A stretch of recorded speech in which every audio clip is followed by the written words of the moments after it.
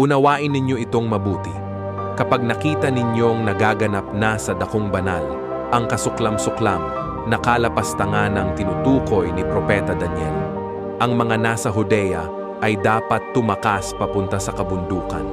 Ang nasa bubungan ay huwag nang mag-abala pang kumuha ng kahit ano sa loob ng bahay. At ang nasa bukid ay huwag nang umuwi upang kumuha ng balabal.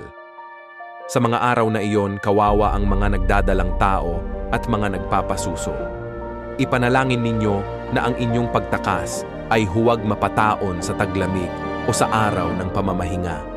Sapagkat sa panahong iyon, ang mga tao'y magdaranas ng matinding kapighatiang hindi pa nararanasan mula nang likhain ang sanlibutan hanggang sa ngayon at hindi na mararanasan pa kahit kailan. Sa katunayan, kung hindi pa iikliin ng Diyos ang panahong iyon, walang taong maliligtas. Ngunit alang-alang sa mga hinirang ng Diyos, paiikliin ang panahong iyon.